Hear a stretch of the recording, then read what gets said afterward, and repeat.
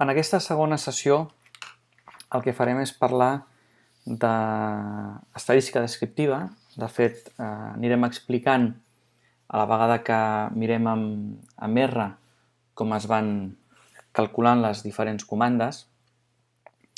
I en tot cas, abans d'entrar en l'explicació d'aquestes diferents mesures que ens permetran tenir uns descriptors, unes mesures resum, una certa informació d'un conjunt important de dades, el que farem és presentar amb quin conjunt de dades treballarem, tot i que podríem agafar d'altres. És un conjunt de dades que és fàcil d'accedir perquè és un conjunt que directament està dintre del propi R, per tant, en aquest cas no caldrà importar ni exportar altres fitxers ni considerar altres qüestions. D'aquesta manera el que fem és, per exemple, amb la comanda data, importem el conjunt mtcars. De fet, nosaltres ara mateix podríem veure el contingut de mtcars escrivint simplement aquestes paraules. Aquí podríem veure que hi ha un conjunt de models de cotxe i, de fet, si pugem una mica més, veiem diferents variables.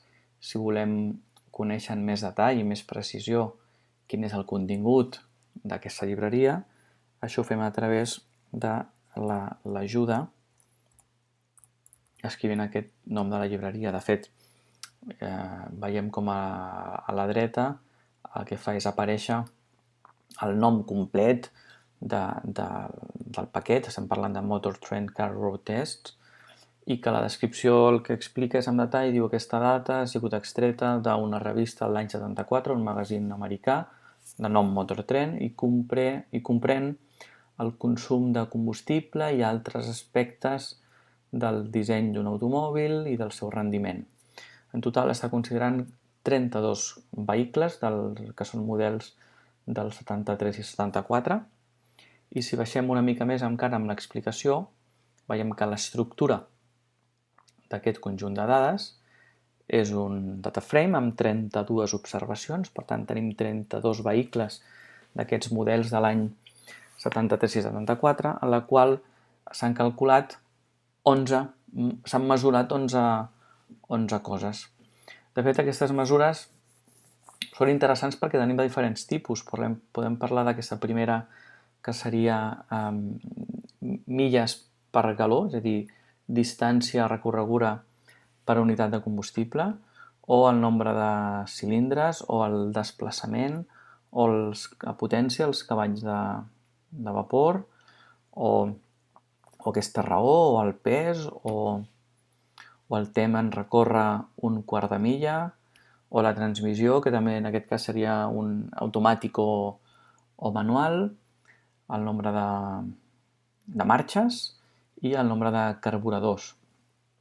Per tant, vull presentar aquestes dades perquè seran amb les que treballarem. De fet, majoritàriament agafarem la segona, el nombre de cilindres, que ens permetrà accedir a les diferents mesures i calcular aquests descriptors que anirem presentant. Abans de presentar-los, però, el que sí fem és per explicar com accedir a aquestes variables. Hem dit, hem carregat amb la comanda data, hem carregat aquesta llibreria d'aquestes variables, i una manera estàndard d'accedir a les variables de data frames és a través del nom de l'estructura, de data frame, i amb $, doncs, per exemple, podríem accedir a cil. En aquest cas veuríem els valors d'aquest vector columna que correspon a aquestes variables. Però això pot resultar una mica pesat, anar tota l'estona escrivint mtcars, $, i les diferents variables, i una manera d'evitar haver d'escriure això és escrivint attach de mtcars. Això fa que ja no sigui necessari escriure tota l'estona mtcars $, sinó que directament, si escrivim qualsevol dels noms d'aquestes variables, és suficient. Doncs, per exemple, podem escriure mpg i veuríem aquestes 32 quantitats, o podem escriure de nou cil, veuríem aquestes 32 valors del nombre de cilindres, o amb l'última de les variables doncs, també veuríem el nombre de carburadors. Per tant, un cop hem procedit a escriure a touch i per tant ja tenim en la nostra consola de R tenim aquestes dades, sí que podem procedir a explicar, anar definint i anar calculant aquestes mesures que dividirem en mesures de tendència central, en mesures de posició i en mesures de dispersió. Aquest seria l'esquema de les diferents mesures que anirem presentant. Si ens centrem en les mesures de tendència central, la primera d'elles és la mitjana aritmètica. La mitjana aritmètica és una mesura molt utilitzada en estadística. De fet, els promitjos de les notes, és una mesura que de fet és la primera que es presenta, és la més important, és la que moltes vegades et dona una imatge resum de quina és la informació que estem considerant. I de fet, la definició d'aquesta mesura de tendència central doncs és la mitjana d'un conjunt d'observacions d'una variable numèrica s'obté sumant tots els valors d'aquesta observació i dividint-ne el resultat pel nombre total d'observacions. Si doncs aquí podem veure la fórmula, el símbol que denotarà aquesta mitjana és aquesta x amb la barra i la fórmula que fem servir doncs, és la suma d'aquests elements, en aquest cas la n majúscula correspon a aquesta mida, aquesta mida del conjunt, entre n, que és aquesta mida. Per tant, en format de sumatori és la suma d'aquests elements dividit per nombre total d'aquests elements. La comanda de R per càlcul d'aquesta mitjana o d'aquesta mitjana aritmètica és la comanda min. Per tant, podem calcular el min dels cilindres i obtenim un valor de 6,1875. És interessant veure, i de fet avui recordarem alguns aspectes de la sessió anterior, de com jugar amb els vectors. De fet, nosaltres mateixos també haguéssim pogut calcular aquest valor mitjà procedint a l'aplicació directa de la fórmula. Estaríem parlant de que podem considerar el cilindre, calculem la suma dels elements del cilindre i dividim per la longitud del vector cilindre. Això és la definició de mitjana aritmètica, la suma dels elements dividit per la longitud del vector. I observem, i no pot ser d'una altra manera, que certament el valor obtingut és el mateix, 6,1875. La següent mesura de tendència central és una mesura interessant en el sentit que també ens donarà una certa idea de la centralitat de les dades que estem considerant, però sí que cal tenir present un parell de qüestions. La primera d'elles és, de fet, definim, i amb la definició comentava que la primera característica és que cal tenir les dades ordenades de menor a major, això cal fer-ho, per poder calcular la mediana, i de forma general, un cop hem ordenat les dades de la més petita a la més gran, el valor de la mediana correspon a aquell element de la meva mostra que deixa la meitat per sobre i la meitat per sota. Per tant, és aquell element que està exactament al mig quan hem col·locat els valors de més petit a més gran. La segona observació és important i és si els valors de la variable tenen una quantitat senar, certament hi ha un valor al mig. Per exemple, si tenim 3 elements, clarament l'element que està al mig és el segon objecte. Si tenim 5 elements, l'element que està al mig és el tercer. I per tant, en aquests casos que la mida del vector, la mida de la nostra mostra és senar, doncs és considerar l'element que està en la posició exactament central. I per tant, així ho definim. Quan la n és senar, és l'element que ocupa la posició n més 1 mitjos, i per tant aquell valor correspon a la mediana. Però si la mida de la mostra és parell i de fet aquest és el cas del nostre vector dels cilindres, que té 32 elements, per tant estem parlant d'una quantitat parell, doncs aleshores la mediana es considera com la mitjana aritmètica dels dos valors centrals. És a dir, si tinguéssim un conjunt de 4 dades, la segona i la tercera correspondrien als dos valors centrals. Si tinguéssim un conjunt de 6 dades, serien la tercera i la quarta posicions. Per tant, quan el conjunt és parell, el que es fa és agafar aquesta posició, aquestes dues posicions centrals. Aquest és el cas, com dèiem, del cilindre, i de fet la comanda pel càlcul de la mediana és median, i en aquest cas el resultat és un 6. Cal veure que ni en el cas de la mitjana aritmètica ni en el cas de la mediana els resultats no tenen per què ser valors de la mostra.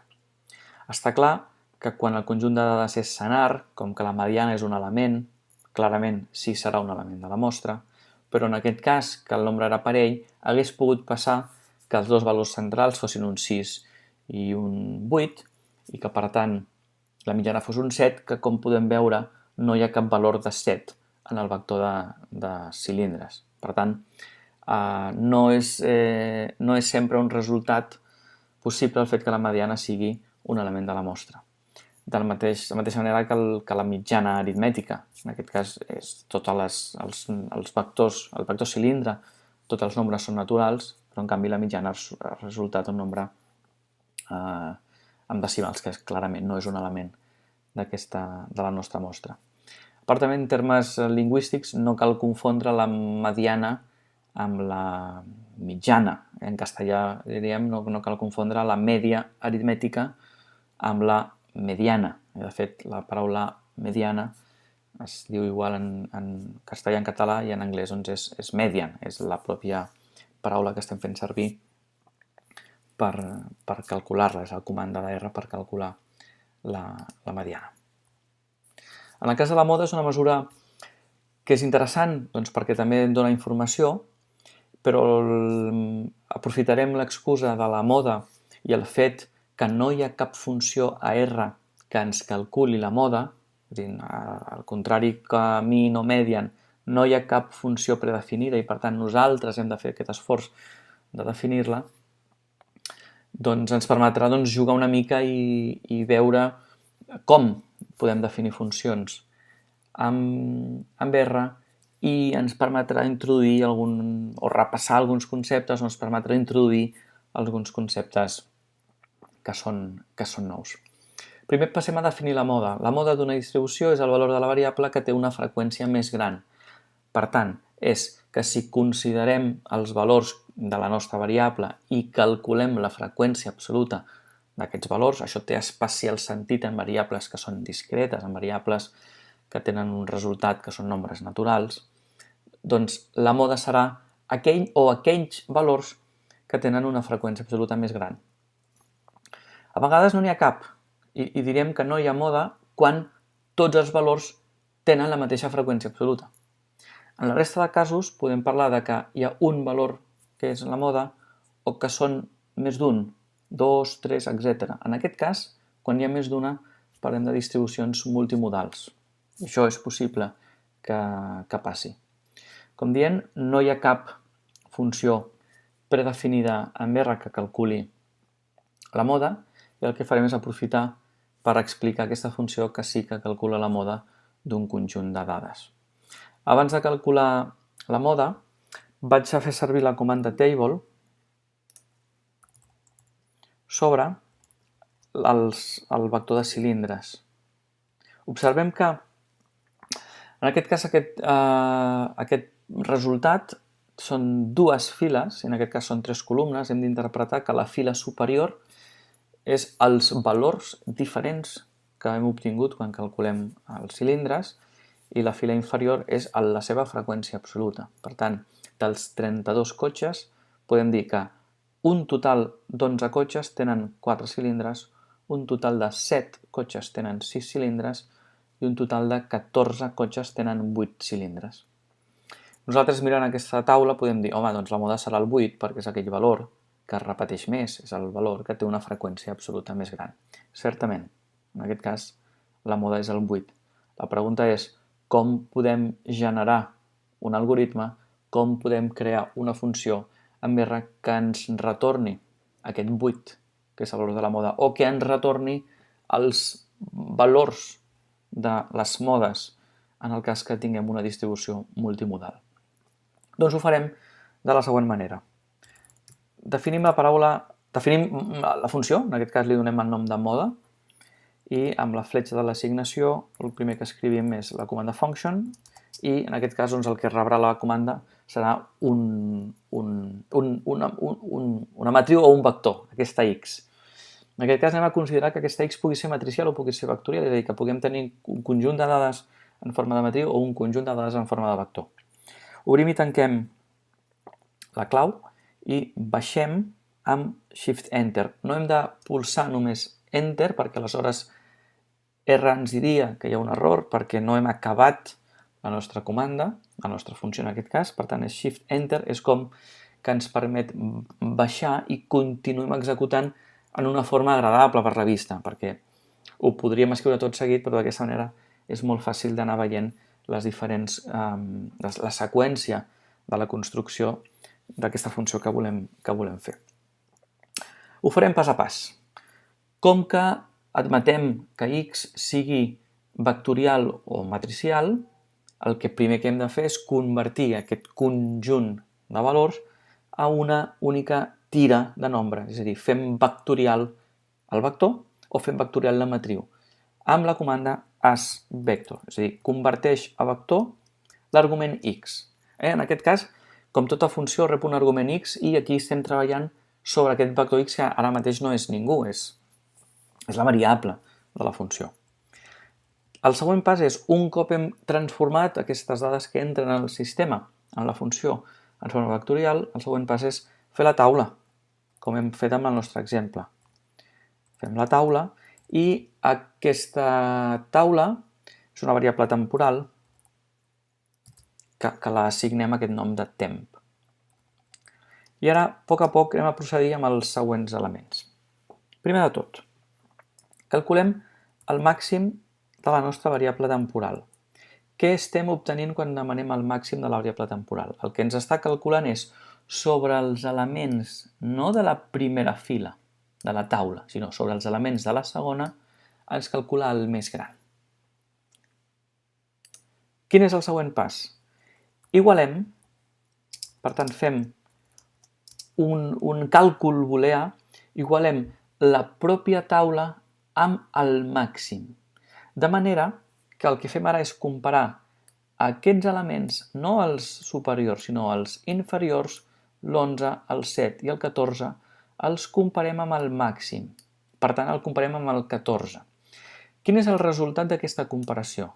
El resultat d'aquesta comparació serà un fals, cert, quan és aplicat a aquesta taula. És a dir, el resultat en genèric és un vector de certs i de falsos. Cert quan aquell element coincideix amb el màxim, fals quan no coincideix. Per tant, aquí, si tenim més d'un cert, vol dir que la nostra distribució és multimodal. Quin és el següent pas? Quan aquest vector de certs i de falsos els tanquem en claudàtors, ens permeten seleccionar els elements d'un vector que justament ocupen les posicions d'aquells certs. Però ara el que ens interessa és, ja no m'interessa el valor màxim, sinó el valor de la meva dada que té una freqüència màxima. Per tant, ara el que considerem és, de la mateixa taula, m'interessen els noms de la variable temporal, però dels noms de la variable temporal m'interessen aquells que ocupen les posicions que coincideixen amb el màxim. I per tant, ara mateix, tot això serà una llista dels noms que tenen una freqüència absoluta coincident amb la màxima. Això que ara sí ja és resultat, l'assigno a la variable resultat i finalment l'última línia del meu codi d'aquest programa és que el que retorna la funció sigui el vector resultat. veiem com, certament, aquest és el codi ha estat correctament executat i ara no ens queda més que aplicar la comanda mode a la nostra variable sil. Quin és el resultat? 8. Certament, hem calculat la moda de les dades dintre del cilindre i diu que el valor que més es repeteix, és a dir, el nombre de cilindres que més es repeteix en aquests 32 cotxes de models americans de l'any 73-74 correspon a aquests 8 cilindres. A continuació anem a parlar de les mesures de posició. Les mesures de posició són els quartils i els percentils. De fet, estan íntimament relacionats. De fet, uns són uns casos particulars dels altres. Per fixar idees, parlem primer dels quartils. Els quartils amb un conjunt de dades, quan els ordenem també, com amb la mediana, de més petit a més gran, són els elements que et divideixen les dades. De fet, en aquest cas, en 4 conjunts estem parlant que el primer, segon i tercer quartils agafats alhora em divideixen les meves dades en 4 conjunts. Però si parlem d'ells per separat, podem considerar que el primer quartil, o quartil inferior, o LQ de l'anglès lower quartile, o Q1, doncs és aquell valor de la nostra mostra que deixa per sota un 25% de les dades i per sobre un 75% de les dades. El segon quartil em deixaria el 50% de les dades per sota i el 50% de les dades per sobre. Per tant, aquesta definició de segon quartil coincideix exactament amb la definició de mediana. És un valor que em deixa la meitat per l'esquerra i la meitat per la dreta. I el tercer quartil, de forma simètrica al primer quartil, em deixa un 75% de les dades per sota i un 25% de les dades per sobre. De forma més general, aquest primer quartil, segon quartil, tercer quartil, podem parlar de percentils, en el sentit de com definim un percentil 33, doncs és aquell valor que deixa un 33% de les dades per sota i el 69% de les dades per sobre. El mateix amb qualsevol altre valor de percentil. El percentil 52 et deixaria el 52% de les dades per sota i el percentil 73 et deixaria el 73% de les dades per sota. L'interessant en aquest cas és com calculem aquests percentils, perquè si consideréssim que tenim, per exemple, 5 dades, està clar que la tercera correspon a la mediana i per tant al segon quartil, però com calculem amb aquestes 5 dades un percentil 67? Sembla difícil decidir quin d'aquests elements o com ho hem de fer per al càlcul d'aquest element. Doncs en aquest cas, aquesta és la formulació que segueix R i per tant és la que considerarem en aquesta explicació. Tenim una manera molt clara i molt acurada i de fet molt entenedora per al càlcul dels percentils. Com es procedeix quan tenim un conjunt de dades? Suposem que tenim la nostra mostra de x1 a xn ordenada. Per tant, x1 és el valor més petit i xn és el valor més gran. El percentil ièssim es calcula, i en aquest cas i és un 22%, un 33, un 67, es calcula resolent per k aquesta equació. És a dir, això és una equació on l'única incògnita és la k. Si aïllem la k d'aquesta expressió obtenim aquesta altra. És a dir, k és igual al percentil partit per 100 multiplicat per n menys 1 més 1. A priori això podem no veure cap sentit. De fet, k serà l'element, el subíndex de l'element. Si k és un 3, estem parlant que això seria el tercer element, aquest percentil corresponent. Anem a pensar Qui seria el percentil 0? El percentil 0 seria aquell element que deixa 0% de les dades per sota i un 100% de les dades per sobre. Si en aquesta i hi posem un 0, 0 partit per 0 és 0, 0 multiplicat per n menys 1 0, ens quedaria exactament un 1 i per tant estaríem dient que el percentil 0 correspondria al primer element de la mostra. I té sentit. I quin seria el percentil 100?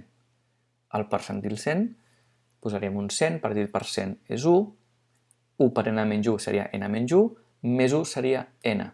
És a dir, el percentil 100 seria l'últim element de la mostra, que també té sentit. Per tant, d'alguna manera, quan la k no sigui un nombre enter i per tant no sigui un dels elements de la mostra, el que procedirem és a fer interpolació lineal entre dos elements consecutius. Quins? Doncs si aquesta k correspongués a un 4,1, doncs agafaríem el quart element i afegiríem una mica més proporcional dels elements entre 4 i 5 d'aquella diferència. Per practicar amb aquesta fórmula anem a considerar aquest exemple. Tenim una mostra ordenada que són de 10 elements, des de 1 fins a 21, que són 1, 4, 7, 9, 10, 14, 15, 16, 20 i 21, i anem a calcular amb aquestes dades el percentil 25 o primer quartil. Primer ho farem aplicant la fórmula anterior i després ho farem directament amb la comanda corresponent de R pel càlcul dels percentils o dels quartils. El primer que farem és introduir aquestes dades. Generarem un vector amb els elements 1, 4, 7, 9, 10, 14, 15, 16, 20 i 21. Anem a comprovar que aquest vector té 10 elements, és correcte, i per tant passem a la transparència anterior per veure què és el que hem de calcular. Vull calcular el percentil 25, per tant la meva i serà 25, per tant definirem la variable k com 25 partit per 100, que multiplicarà la longitud, podríem posar-ho així o podríem posar directament el 10, menys 1, més 1. Aquesta k és igual a 3,25. Per tant, estem dient, aplicant aquesta fórmula, que el percentil 25, amb aquestes dades, serà un element entre la posició tercera i la quarta, per tant, serà un element entre el 7 i el 9.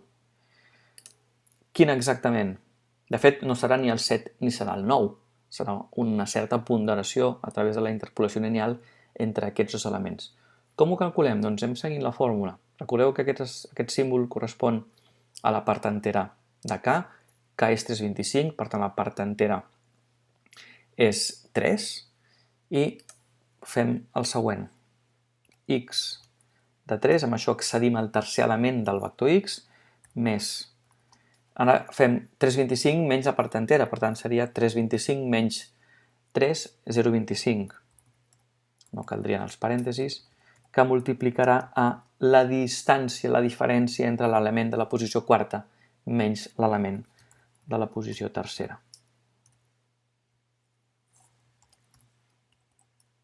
El resultat d'aquesta operació és un 7,5, que és exactament la definició, és a dir, que és com definim el nostre primer quartil. 7,5 correspondria al primer quartil d'aquestes dades.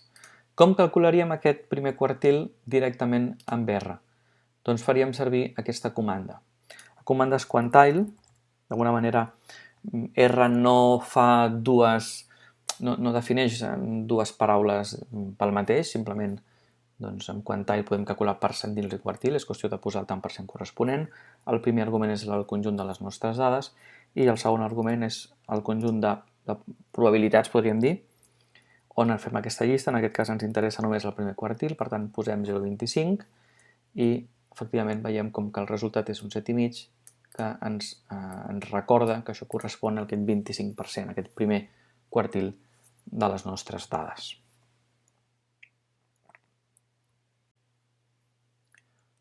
Una aplicació interessant dels quartils en la vida acadèmica del professorat i que en tot cas trobo interessant explicar-vos és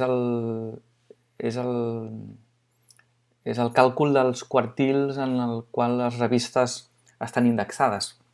És a dir, una mesura de la qualitat de la recerca del professorat es mesura en l'impacte de les revistes en les quals publica. Com sabeu, els professors fem docència i fem recerca, estem agrupats en diferents grups de recerca i treballem en diferents àrees. En el cas de gent del Departament de Matemàtiques, doncs hi ha gent que treballa en el camp del control, de la monitorització de la integritat estructural, és a dir, diferents aplicacions en enginyeria, i les revistes amb les que es publica reben una xifra que es diu índex d'impacte, que és dividir el nombre total de cites que rep una revista normalitzat per la quantitat d'articles que es publiquen.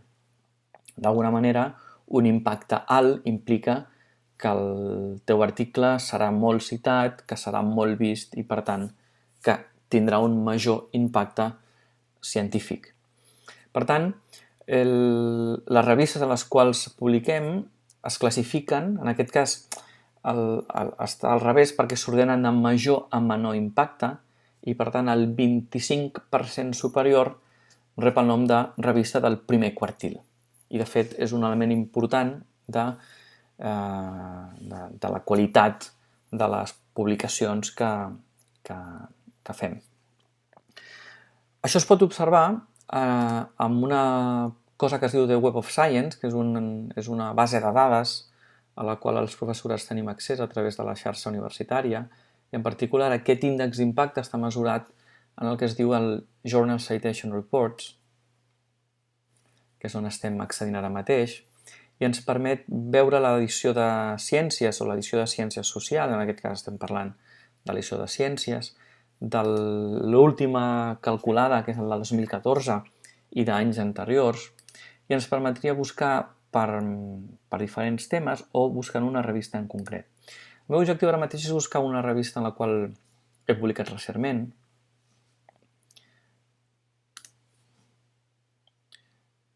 I si un no recorda el títol sencer, doncs pot demanar veure una llista de totes les revistes en l'àmbit de ciències. Per tant, podríem calcular això. Anem a tornar a posar aquí les revistes. S'estan carregant. Podem anar veient. De fet, la llista de revistes és bastant gran. Vull buscar una revista que comença amb la lletra E, que es diu Energies. En aquest cas, aquest és un nom curtet. Aquesta revista publicat recentment. Si selecciono, ara ja puc tancar aquesta finestra i posem aquí el nom de la revista, li donem a buscar i en efecte aquí apareix. Doncs podem veure que és una revista que té un factor d'impacte de 2,072. Tot i això, aquest número no és una quantitat que m'orienti en relació a si és una revista d'alt impacte o de menys impacte, perquè el que és important és quina és la relació d'aquesta revista respecte de revistes de la mateixa àrea. Per tant, per fer això, cliquem sobre la revista i anirem a veure finalment el rànquing de les revistes. En aquest cas, es pot veure la distribució diguem, un boxplot de totes les revistes en l'àmbit. En aquest cas, la revista està en la posició 43 de 89 i, per tant, vol dir que actualment aquesta revista està en el segon quartil. De fet, és un element interessant el com l'impacte es modifica amb el temps i com es classifiquen les diferents revistes amb els diferents quartils. És important veure, per saber si tindrà més o menys impacte, veure en quin quartil estan les revistes a les quals es publica.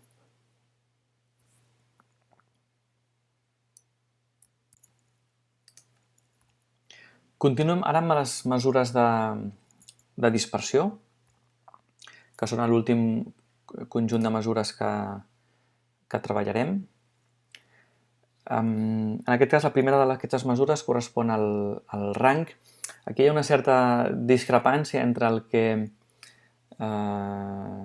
jo definiria el rang i el que retorna R. Veurem que és una qüestió simplement de que nosaltres definim el rang com la diferència entre el valor màxim i el valor mínim de les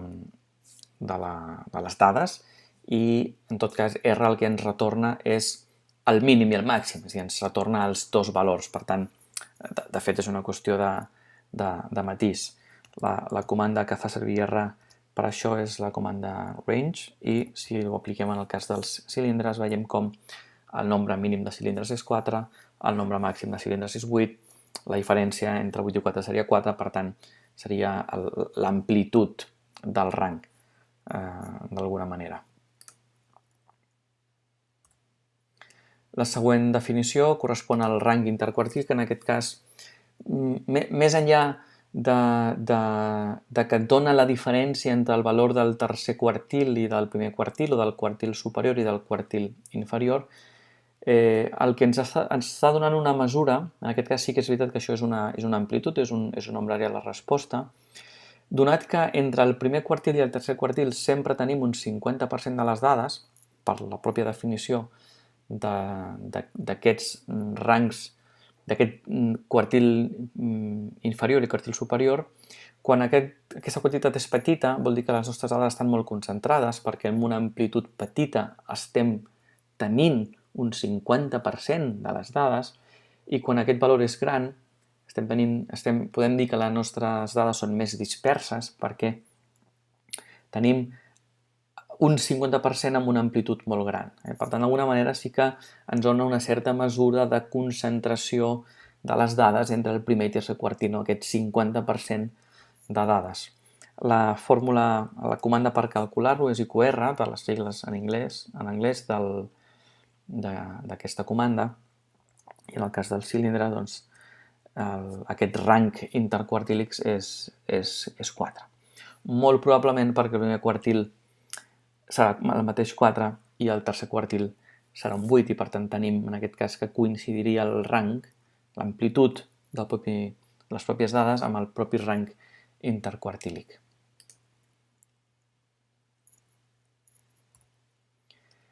Altres mesures també interessants, aquesta potser no és del tot utilitzada, la desviació mitjana.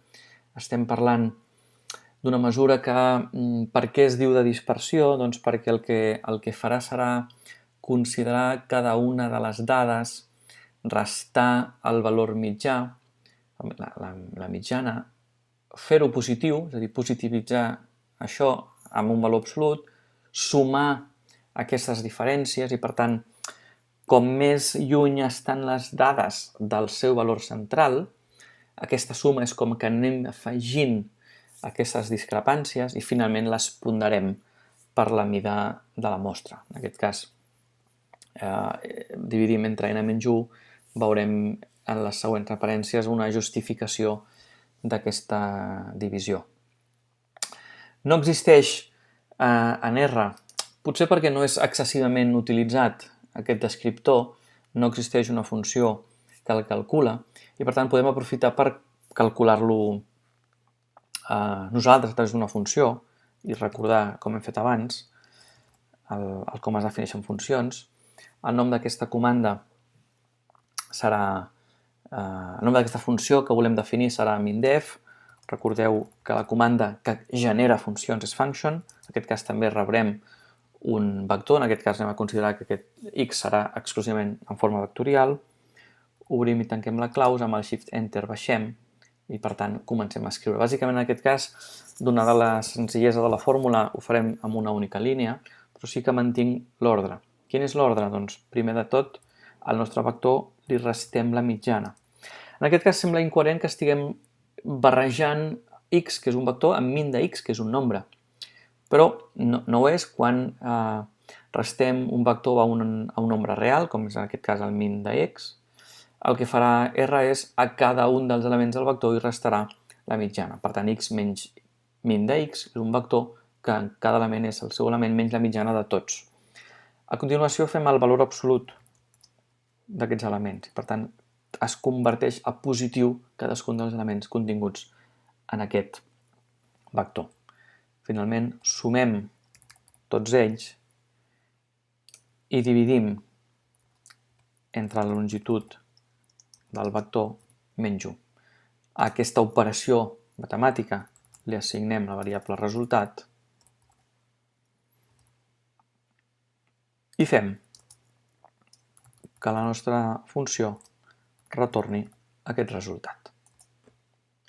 Aquesta funció, si l'apliquem als cilindres, obtenim un valor de 1,637097, que és la desviació mitjana en el cas dels cilindres. La següent mesura, que és molt més important i de fet hem parlat de moltes mesures de tendència central, de posició, de dispersió. Les dues més conegudes són la mitjana aritmètica i la variància. De fet, són les dues mesures, resum, que s'acostumen a donar per donar una idea de com és el nostre conjunt de dades. Ja he dit i val la pena repetir que cap de les mesures per si sola descriu del tot un conjunt de dades. Nosaltres tenim aquests 32 valors dels cilindres, cap mesura em resumeix el total, és a dir, només tenint les 32 xifres podem tenir la totalitat de la informació, però el que pretenem amb l'estadística descriptiva és fer com una foto, fer com un resum, obtenir informació ràpida amb petites quantitats, amb una mitjana, amb una variància, amb algun percentil, que ens permeten aproximar-nos. De fet, això és molt important com més gran és la mida de la nostra mostra. Si considerem mostres de milers i milers de dades, és molt important conèixer aquestes mesures que ens permeten, obtenir una petita foto de com són les dades. Quina és la importància de la variància i per què ho podem comparar amb la desviació mitjana de la transparència anterior? En aquest cas, estem fent una cosa molt similar, és agafar el nostre conjunt de dades i restem la mitjana aritmètica, però abans fèiem el valor absolut i ara fem un quadrat. Fem el quadrat per dos motius. D'una banda, perquè també fem positiu aquestes quantitats i, per tant, sumem quantitats que són positives i, per tant, cada valor que s'allunya de la mitjana penalitza en el còmput d'aquesta variància. Però, d'altra banda, fent aquest quadrat, el que fem és agreujar les distàncies superiors a 1, qualsevol valor superior a 1, quan fem el seu quadrat, és encara més gran a 1, i en canvi reduïm l'efecte de distàncies inferiors a 1, perquè quan fem el seu quadrat ens queden distàncies més petites encara que si no haguéssim elevat el quadrat. Per tant, aquesta suma de discrepàncies, aquesta suma de diferències, s'acaba ponderant per la mida de la mostra i acaba quedant aquesta quantitat que li diem variància d'aquest conjunt d'observacions. En relació a una anotació que anirem veient sobretot en les classes de teoria a mesura que avancin les setmanes, la variància quan correspon a una població s'acostuma a escriure sigma quadrat i quan aquesta variància correspon a una mostra d'una població d'una mida n, en aquest cas escrivim Sn al quadrat, indicant la n, la mida d'aquesta mostra, i la S en llatina en lloc de la sigma grega. A la següent transparència s'explica que de fet no hi ha amb R una funció que calculi la variància i en tot cas faig un salt a la següent transparència per parlar de quina és la diferència d'aquesta variància respecte al que anomenem la variància corregida o la variància mostral. Pot semblar sorprenent, però la variància, en relació a aquesta variància corregida, l'única diferència és la divisió entre n o entre n menys 1, és a dir, la divisió entre el nombre d'elements o el nombre d'elements menys 1. En aquest cas, perquè quedi clar, perquè es visualitzi, tot i que existeix, evidentment, per la variància corregida, existeix la comanda var, en aquest cas estem dividint per n menys 1. Per què es divideix entre n menys 1 i no entre n en el càlcul de la variància corregida? Doncs perquè veureu també en setmanes posteriors que si el nostre objectiu és el d'aproximar un valor de la variància d'una població, d'un conjunt gran d'objectes, de persones, del que sigui, el volem aproximar amb una petita mostra, és a dir, amb un subconjunt d'aquesta totalitat, és millor aproximació si dividim entre n menys 1 que si ho fem entre n. Això es veurà a les classes de teoria. Pot ser sorprenent, però és cert que quan aquesta operació matemàtica la fem dividint entre n menys 1, el resultat és una millor aproximació a la variància del conjunt de la població. Aleshores, directament, molts programes d'estadística, en particular R, l'Excel, molts programes que puguin fer càlculs estadístics directament fan servir var pel càlcul de la variància corregida en lloc de la variància normal.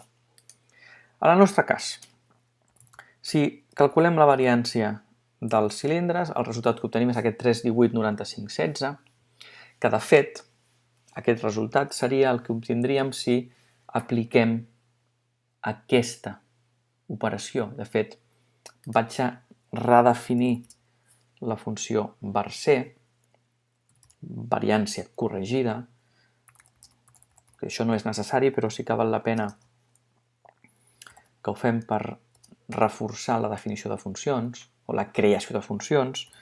Definim n com el vector, com la mida del vector, i aleshores després el que fem és a x li restem la mitjana, a aquest vector ho elevem al quadrat, procedim a la suma de tots aquests elements i finalment dividim entre n menys 1. Aquesta operació l'assignem a la variable resultat i fem que la funció retorni aquest resultat. Si ara calculem la funció var_c sobre les mateixes dades del cilindre, obtenim el mateix resultat. Com podríem definir, doncs, la funció variància sense estar corregida? Doncs ho podem fer d'aquesta manera, que és exactament aquesta funció que acabem de definir, modificant aquesta n. Si ho fem, ara posem var_p de variància poblacional, i per tant és tot igual. De fet, podríem anar copiant i enganxant. I en aquest cas modifiquem aquesta divisió perquè això ja serà directament només dividit entre n.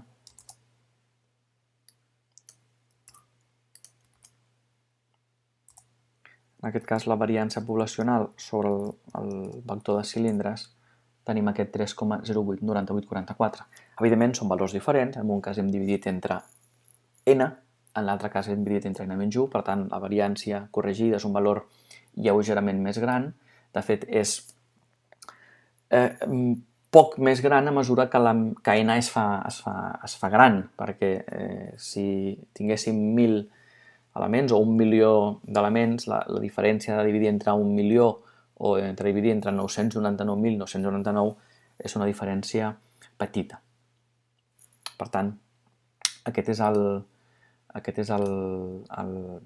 la variació. És millor i per això directament R només té la comanda var. És millor aproximació la comanda var de la variància corregida que no pas la variància poblacional on dividim entre n. Finalment, hi ha tres quantitats que també són interessants, molt relacionades amb les variàncies i les variàncies corregides, que és el que definim com la desviació tipus.